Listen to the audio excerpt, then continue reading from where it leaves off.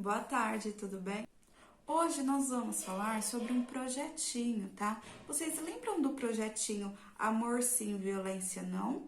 Que nós realizamos o ano passado, estamos realizando este ano também. Vamos falar um pouquinho sobre a violência e vamos enfatizar a violência doméstica, tá bom? Nós vamos falar um pouquinho mais sobre isso. Então, para a aula de hoje, eu quero que vocês separem o caderno de língua portuguesa ou uma folha avulsa, tá bom?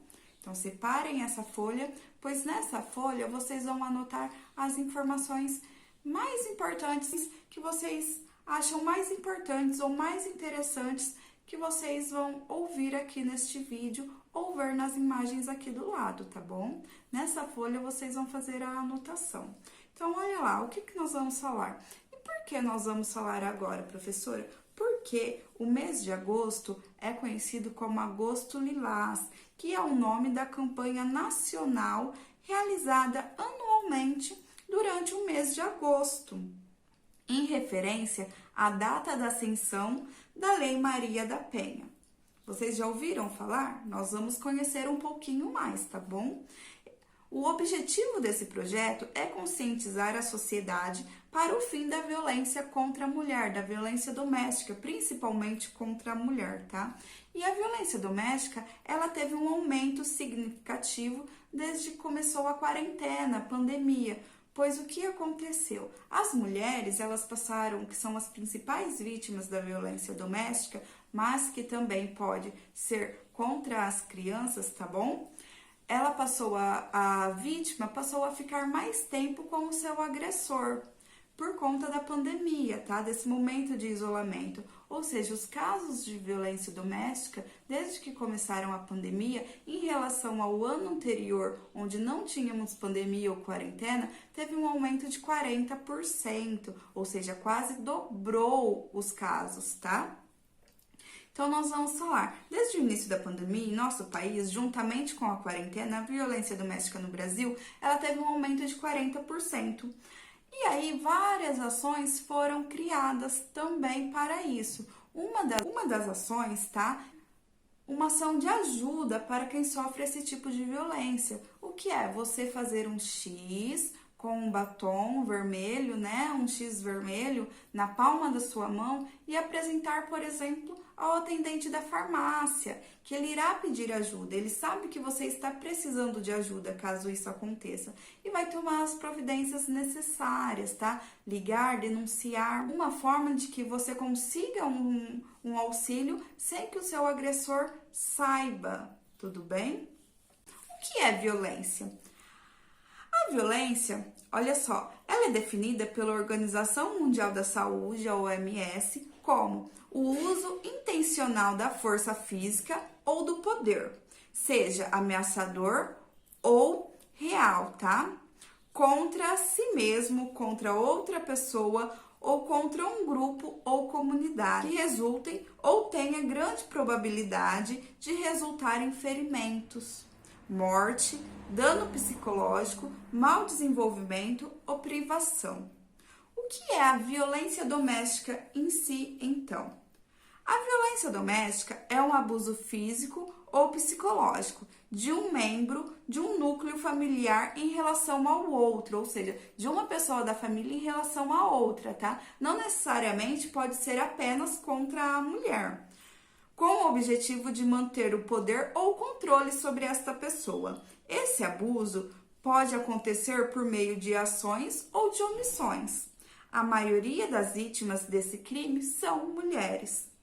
Estima-se que 2 milhões de mulheres a cada ano sofram algum tipo de violência doméstica. Mulheres de diferentes etnias, raças, classes sociais, independentemente da sua profissão ou do seu grau de escolaridade, tá? Então, é mulher em geral. Existe uma lei que protege a mulher que sofre esse tipo de violência? Existe uma lei? Sim, essa lei existe, é a Lei Maria da Penha. E existe e está em vigor desde o dia 7 de agosto de 2006.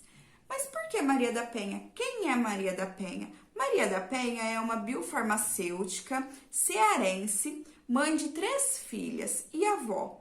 Ela foi agredida várias vezes pelo marido e, enquanto dormia, levou um tiro disparado por ele e ficou paraplégica, ou seja, ela perdeu os movimentos das pernas.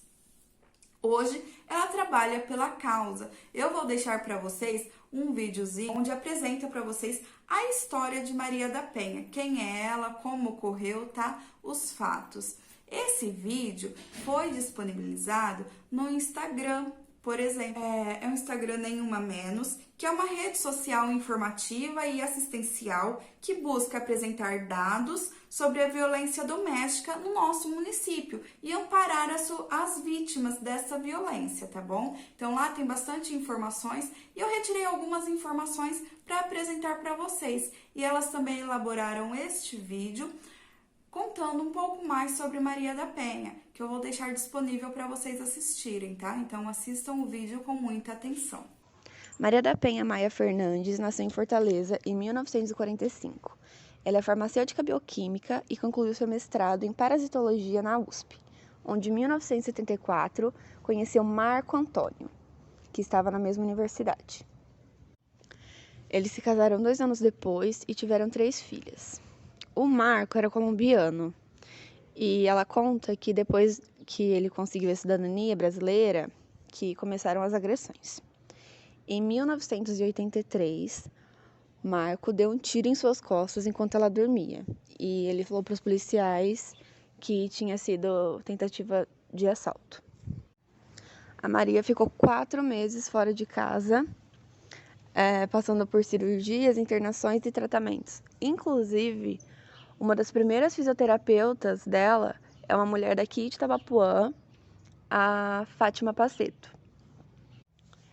Depois desses 4 meses, ela voltou para casa e sofreu outra tentativa de homicídio, onde o Marco tentou eletrocutá-la durante o banho. E por conta dela ter ficado paraplégica por causa do tiro que ele deu nela, ele manteve ela em cárcere privado na casa deles durante todo esse tempo. Foi aí que começou a luta dela.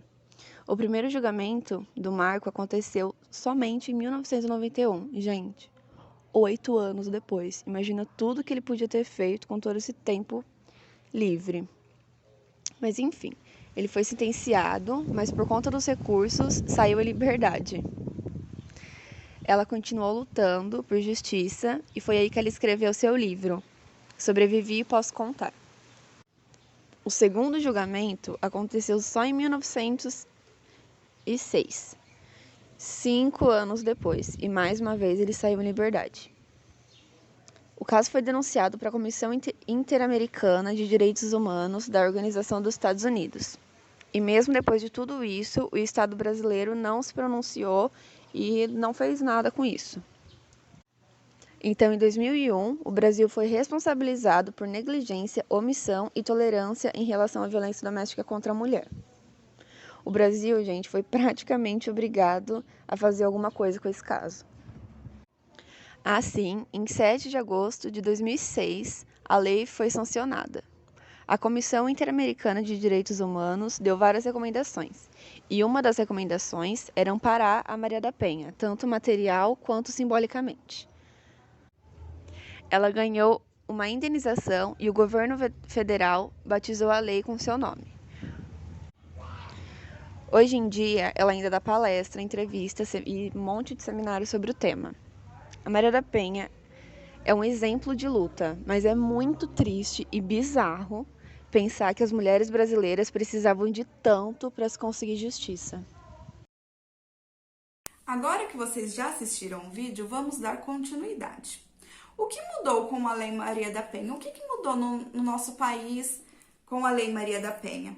O principal foi fazer com que a violência doméstica contra a mulher deixasse de ser considerado um crime menor, um crime de menor poder ofensivo, punido com multa e cesta básica. Ou seja, agora a pena também pode ser de 3 meses a 3 anos de prisão. Além disso, o juiz pode obrigar o agressor a participar de programas de reeducação e recuperação. Essa lei criou novas formas de proteção à mulher que está sendo ameaçada. Vamos lá, o que o agressor pode ser obrigado? O agressor, ele pode ser obrigado a manter a distância mínima da casa, do trabalho ou de onde a vítima estiver, tá? Seja na igreja, no seu trabalho, na sua residência.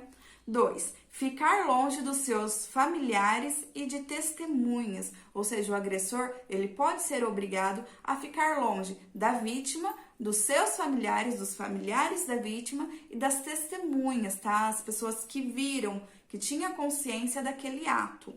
3. Não entrar em contato com você por telefone, redes sociais, nenhum tipo de rede social, seja WhatsApp, Instagram, Facebook, e-mail, ou até mesmo por mensagem no celular, ok? Ou até mesmo por carta, por exemplo. Ou seja, o agressor, ele está proibido de entrar em contato com você.